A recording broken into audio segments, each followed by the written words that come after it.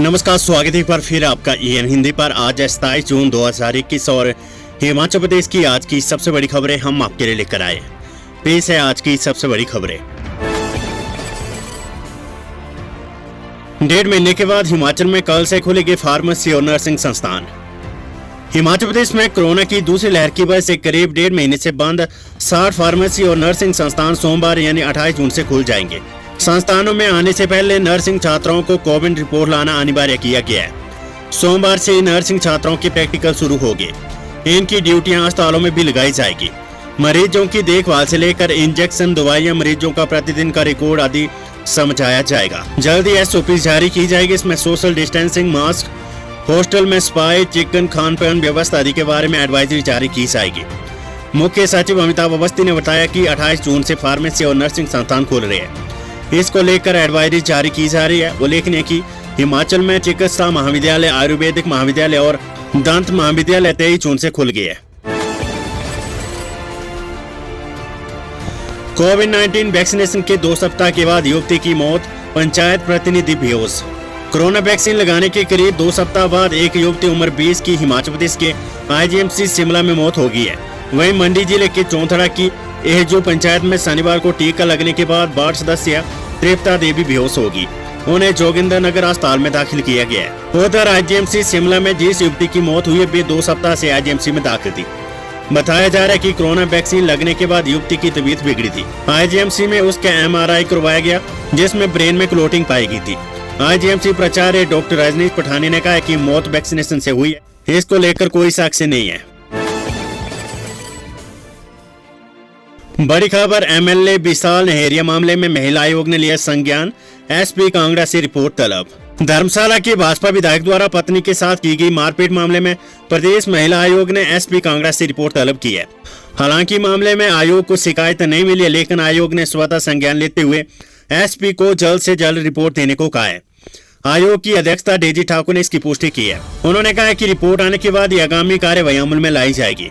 उल्लेखनीय कि धर्मशाला के विधायक विशाल नेहरिया के खिलाफ उनकी HS पत्नी ओशिन शर्मा ने मारपीट का आरोप लगाया। पुलिस में इसकी शिकायत की है। इस दौरान उन्होंने पुलिस से सुरक्षा की मांग भी की है। विशाल नेहरिया की पत्नी ने मारपीट के बाद एक वीडियो भी बनाया जो सोशल मीडिया पर वायरल हो रहा है। हिमाचल में 5 कोरोना संक्रमितों की मौत, 177 नए कोरोना पॉजिटिव मामले, 2000 से कम हुए सक्रिय केस। हिमाचल प्रदेश में शनिवार को 5 और कोरोना पॉजिटिव मरीजों की मौत हो गई है। कांगड़ा और मंडी जिले में 2-2 और चंबा में 1 संक्रमित ने दम तोड़ा है। उत्तर प्रदेश में 177 नए कोरोना पॉजिटिव मामले आए। चंबा जिले में 28, मंडी 26, शिमला 26, कांगड़ा 25, कुल्लू 25, हमीरपुर 17, सोलन 8, सिरमौर 8, किन्नौर 7, ऊना 5 और लाहौल स्पीति में 2 नए मामले आए हैं। बीते 24 घंटों के दौरान प्रदेश में 249 मरीजों ने कोरोना को मात दी है। आज प्रदेश में कुल कोरोना संक्रमितों का आंकड़ा 2,01,547 हो गया है। इनमें से अब तक 1,96,178 संक्रमित ठीक हो चुके हैं। सक्रिय कोरोना मामले घटकर 1,885 रह गए। प्रदेश में अब तक 3,455 संक्रमितों की मौत हुई है। बीते 24 घंटों के दौरान कोरोना की जांच के लिए 15,209 लोगों के सैंपल लिए गए। प्रदेश के सभी जिलों में कोरोना सक्रिय केस 500 से कम हो गए। खबर 19 से 30 जून तक नहीं चलेगी हिमाचल एक्सप्रेस और passenger train. Railway station Daulatpur Chowk से दिल्ली आने जाने वाली हिमाचल एक्सप्रेस के पहिए 30 जून 2021 तक थमे रहेंगे। वहीं ऊना से सहारनपुर जाने वाली पैसेंजर ट्रेन भी आगामी 30 जून तक बंद रहेगी। बताया जा रहा है कि पंजाब के सर में कॉरिडोर वर्क के चलते हिमाचल एक्सप्रेस के आवागमन को 30 जून तक रोका गया है, जिससे हिमाचल से दिल्ली आवागमन करने वाले यात्री को दिक्कत आ सकती है, क्योंकि हिमाचल के लोगों के लिए ये ट्रेन लाइफ लाइन है। स्टेशन मास्टर ऊना ओम प्रकाश ने बताया कि सर हिंद में नई रेल लाइन को पुरानी रेल लाइन के साथ जोड़ा जा रहा है। इस वजह से 2 ट्रेनें 30 जून तक नहीं जाएगी। बता दें कि वर्तमान में इंटरस्टेट बसें न चलने से रेल के जरिए लोग आसानी से ऊना जिले से दिल्ली पहुंच रहे थे, लेकिन अब हिमाचल एक्सप्रेस ट्रेन न चलने से दिक्कत पेश आएगी। खबर धर्मशाला से, कांग्रेस कार्यकर्ताओं ने CM और विधायक नेहरिया को दिखाई चूड़ियां, HAS अधिकारी के पक्ष में दिया धरना।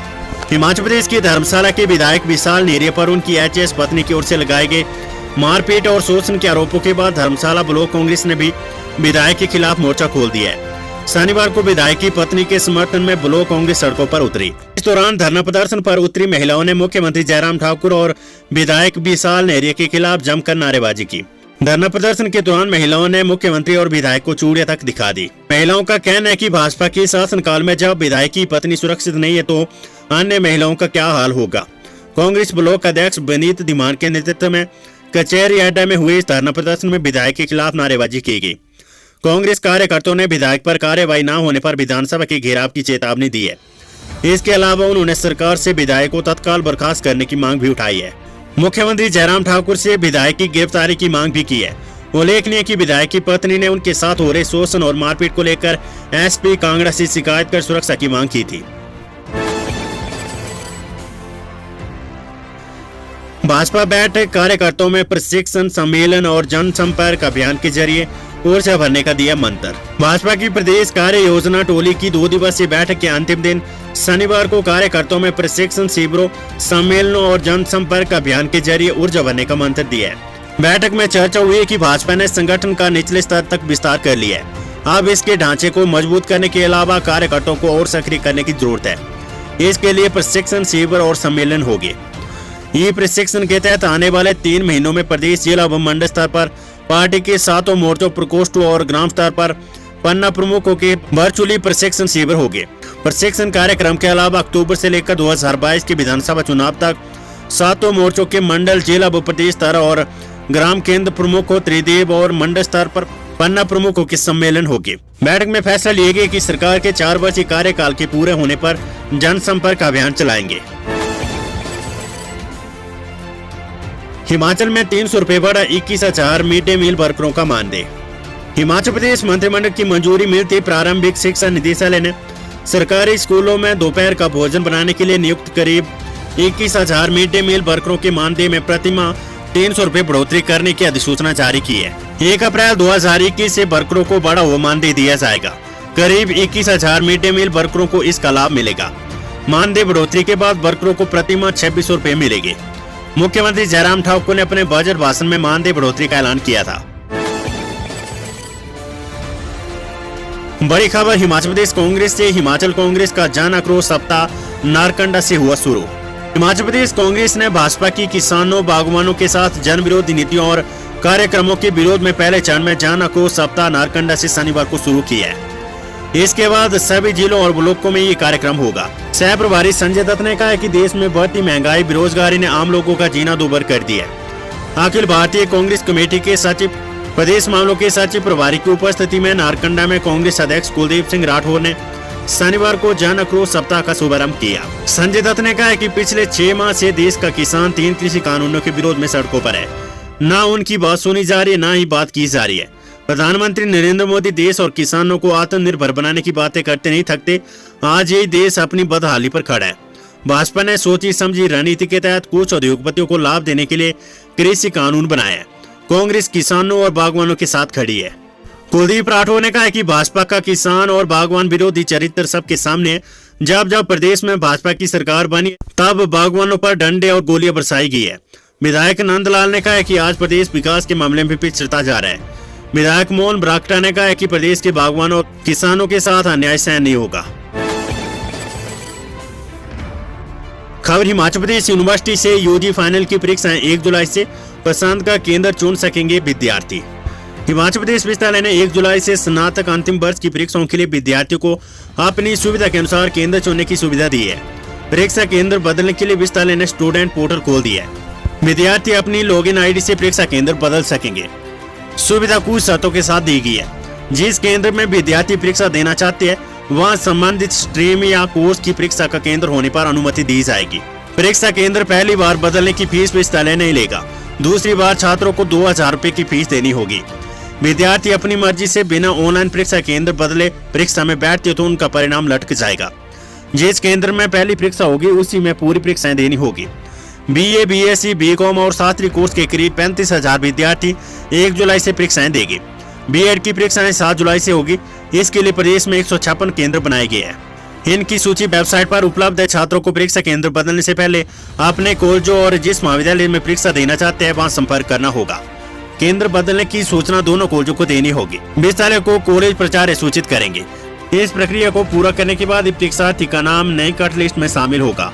छात्रों को केंद्र बदलने के बाद नए एडमिट कार्ड, रोल नंबर भी डाउनलोड करना होगा। Weather update. रोहतांग बरालाचा में बर्फबारी, कुल्लू मनाली में बारिश। प्रदेश के उच्च पर्वतीय क्षेत्र रोहतांग और बरालाचा में शनिवार को ताजा बर्फबारी हुई है। कुल्लू और मनाली के कई क्षेत्रों में बारिश का दौर जारी रहा। मनाली लेह के साथ रोहतांग दर्रा के बीच वाहनों की आवाजाही सामान्य रूप से जारी रही। राजधानी शिमला सहित प्रदेश के अधिकांश क्षेत्रों में शनिवार को मौसम साफ रहा। मौसम विज्ञान केंद्र शिमला ने मैदानी जिलों ऊना, बिलासपुर, हमीरपुर, कांगड़ा में रविवार को 29 जून तक मौसम साफ रहने का पूर्वानुमान जताया है। मध्य और ऊंचाई वाले जिलों में रविवार को बारिश और आंधी का येलो अलर्ट है। 28 और 29 जून को पूरे प्रदेश में मौसम साफ रहने के आसार है।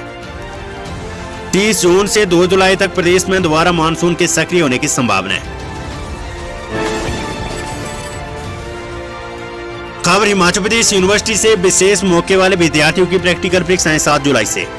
हिमाचल प्रदेश विश्वविद्यालय ने 2000 से 2013 तक स्नातक डिग्री कोर्स के विद्यार्थियों को डिग्री पूरी करने का विशेष मौका दिया है। इसके लिए प्रैक्टिकल परीक्षाओं का शेड्यूल जारी कर दिया गया है। बीए, बीएससी और बीकॉम कोर्स के विद्यार्थियों की प्रैक्टिकल परीक्षाएं 7 जुलाई से शुरू होगी। इनके लिए प्रदेश भर में कॉलेज तय किए गए हैं। परीक्षा नियंत्रक ने परीक्षा शेड्यूल जारी करने के साथ ही कॉलेज प्राचार्य को आवश्यक दिशा निर्देश भी जारी किए हैं। इसमें कोरोना संक्रमण को देखते हुए एसओपी को सख्ती से लागू कर आवश्यक दूरी, मास्क, सैनिटाइजर, थर्मल स्क्रीनिंग की व्यवस्था करनी होगी। प्रैक्टिकल परीक्षाओं के लिए आवश्यक सामग्री केंद्रों के लिए भेज दी गई है। कॉलेजों को अपने स्तर पर परीक्षक की तैनाती कर इसकी सूचना विश्वविद्यालय को देनी होगी। परीक्षक को तय फॉर्मेट में प्रैक्टिकल के अंक, छात्रों के रोल नंबर आदि का ब्यौरा समय रहते विश्वविद्यालय को भेजना होगा।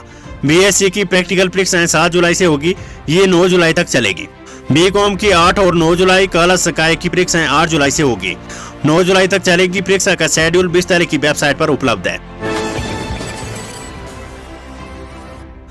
क्लाइमेट स्मार्ट सिटी सर्वे में शिमला को देश भर में 16वां रैंक, प्रदेश में पहले नंबर पर।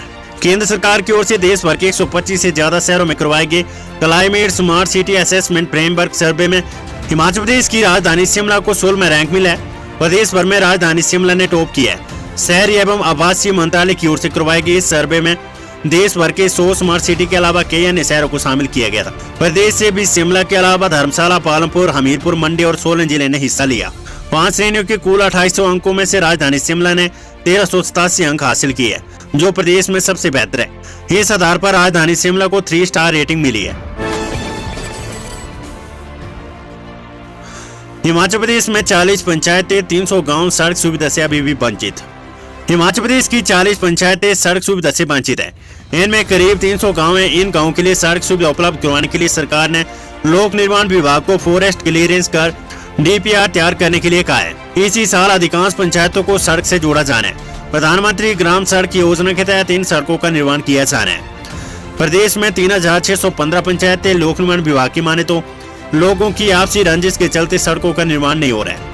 अपने गांव तक सड़क पहुंचाने के बाद साथ लगते गांव के लिए सड़क बनाने को जमीन नहीं देते हैं। हाँ, प्रदेश सरकार ने फैसला किया कि पहले जमीन लेने देने का झंझट खत्म करेंगे, उसके बाद इस सड़क का काम शुरू किया जाएगा। जमीन का शब्द पत्र नहीं, बल्कि जो जमीन सड़क में आ रही होगी वे विभाग के नाम करनी होगी। उसके बाद इस सड़क निर्माण कार्य शुरू होगा। लोक निर्माण विभाग का कहना है कि कई जमीन विभाग के नाम हो चुकी है, इनका एस्टिमेट तैयार हो रहा है। पंजीकरण की शर्त हटने के बाद पहले वीकेंड पर हिमाचल सैलानियों से पैक।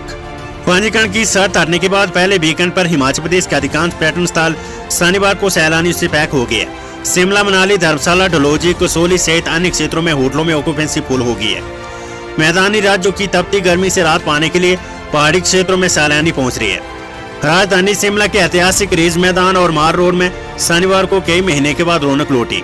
कोरोना कर्फ्यू के हटते ही प्रदेश के बॉर्डरों को बाहरी राज्यों के लोगों के लिए खोल दिया गया है। कोरोना की नेगेटिव रिपोर्ट और पंजीकरण के बाद ही प्रदेश में प्रवेश देने की शर्त हटते ही सैलानियों ने प्रदेश का रुख किया है। इन आदेशों के लागू होने के बाद शनिवार को आए पहले वीकेंड पर प्रदेश में भारी तादाद में सैलानियों के पहुंचने से होटल कारोबारियों के चेहरे चमक उठे। सैलानियों ने जुलाई के पहले 2 वीकेंड के लिए शिमला के होटलों में एडवांस बुकिंग करना शुरू कर दी है। इतना ही नहीं, अगस्त माह के लिए भी सैलानियों ने पूछताछ करना शुरू कर दी है।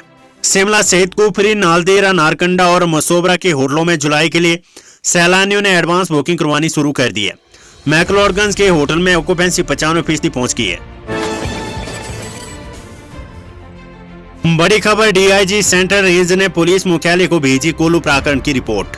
हिमाचल प्रदेश के कुल्लू में केंद्रीय मंत्री नितिन गडकरी के हिमाचल दौरे के पहले दिन 23 जून को SP Gaurav Singh, additional SP Brijesh सूद और पीएसओ बलवंत सिंह के बीच हुई मारपीट की घटना के संबंध में सेंट्रल रेंज मंडी के डीआईजी मधुसूदन ने शनिवार को पुलिस मुख्यालय पीएचक्यू को प्रारंभिक फैक्ट फाइंडिंग रिपोर्ट सौंप दी है। इस रिपोर्ट के मिलने के साथ ही मुख्यालय के उच्च अधिकारियों ने इसका अध्ययन करना शुरू कर दिया है। पीएचक्यू के प्रवक्ता ने बताया कि रिपोर्ट के अलावा अत्यधिक संवेदनशील लोगों के सिक्योरिटी प्रोटोकॉल और अन्य प्रमाणों का अध्ययन करने के बाद सरकार को एक विस्तृत रिपोर्ट भेजी जाएगी। दोस्तों, अगर अभी तक आपने हमारे चैनल को सब्सक्राइब नहीं किया है तो यहाँ क्लिक करके हमारे चैनल को सब्सक्राइब कर लें। साथ ही इस नोटिफिकेशन बेल पर भी जरूर क्लिक करें, जिससे कि आप हमारे आने वाले सारे वीडियोस की नोटिफिकेशन अपने मोबाइल पर पा सकें।